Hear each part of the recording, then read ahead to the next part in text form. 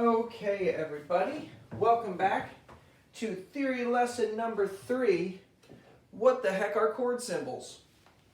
And I've heard this question a ton of times.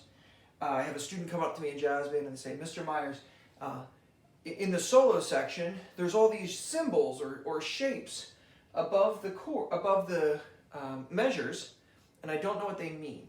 And really what they are is that's the composer telling you what is the rhythm section playing, okay? And what chord is happening during that measure, so that if you know what other notes are being played in the rhythm section, you can actually know what scale to pick and which notes to kind of highlight in your solo. So in order to understand it, I wrote out 4 different versions of a C chord. I have a C major 7 chord, a C7 chord, a C minor 7 chord, and a C minor 7 flat 5 chord. Now you could see this in you could see any note start this. You could see a D or an A or whatever. The first letter that you see here, this is the key that we're in. So whenever you see the first letter, this is the major key that it's relating you to. So I'm relating you to the C scale, and hopefully you know your C scale by now. So a major 7 chord is very simple. We're going to take the first, the third, the 5th, and the 7th note of your C major scale. We're going to play them all at the same time. So that would be a C, an E, a G, and a B. So what's happening when you see a C major 7 chord is the piano player is playing at the same time.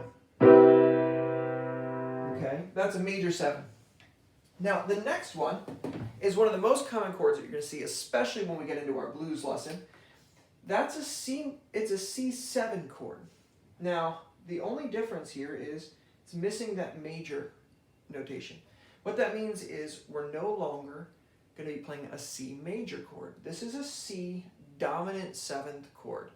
And what we have to do is, to create the 7th chord, we're going to take the 7th note and we're going to put a flat next to it. It means I'm going to play C, E, G, B flat. So if it says major 7, you take the 7th note of the major scale. If it just says capital letter with a 7 next to it, that means we have to lower the 7th note from where it would normally be in the major scale. So I'm going to take my 1st, 3rd, 5th note from the major scale and my 7th note with a flat next to it from the major scale. So C, E, G, B flat. So let's take a listen to how that sounds. C, E, G, B flat. So here's C dominant 7. Let's take a listen to C major 7. C dominant 7. So they're only one note different, but they have a very different sound. One of them is very major, very happy sounding.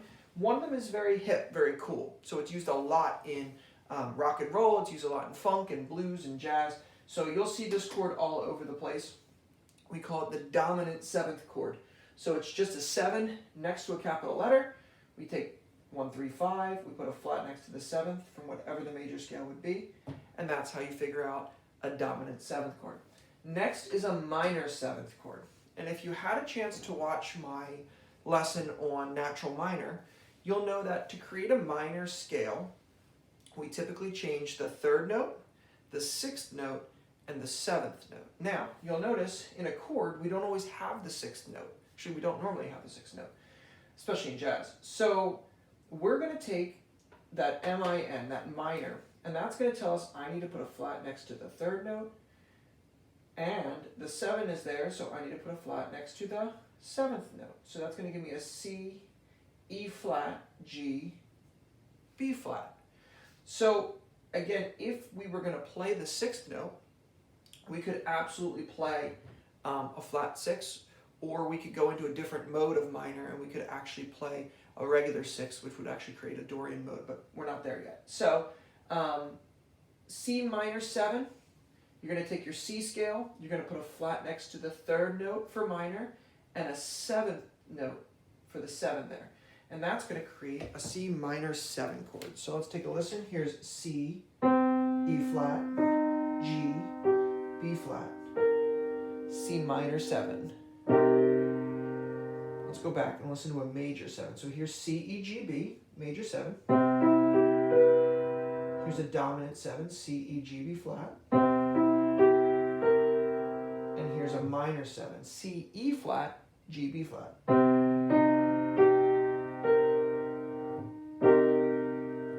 So, the only thing that we have left to look at is something called a minor 7 flat 5 chord.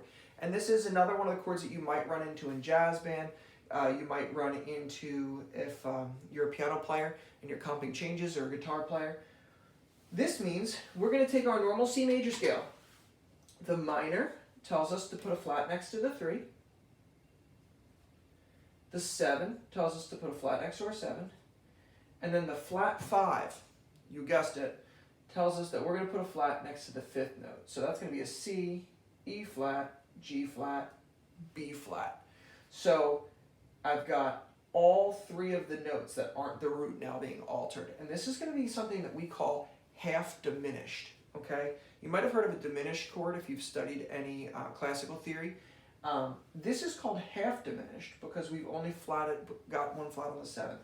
So anytime you see a minor 7 flat 5, that's known as a half diminished chord. And it's very common in the jazz world. You'll see it all over the place.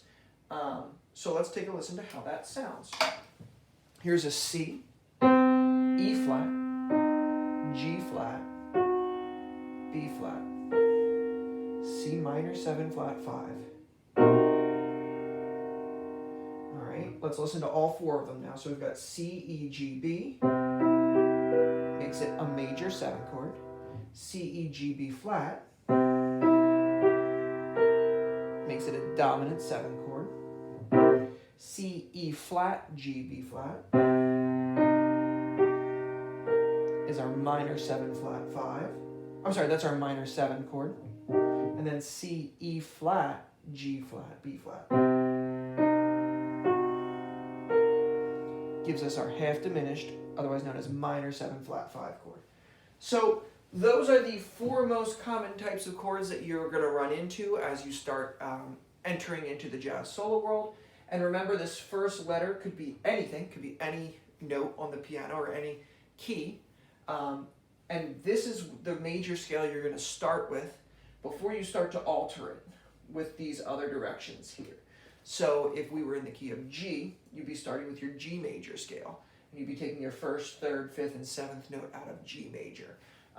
But what we're going to do next is we're going to take a look at the blues, and we're going to take a look at the structure and the form, and we're going to see how can we take all this knowledge that we have, major scales, relative minor scales, major pentatonics, minor pentatonics, and now nomenclature or chord changes, and how can we put that into figuring out what notes I'm going to use when I solo. So hope you enjoyed it. If you have any questions, never hesitate to shoot me an email.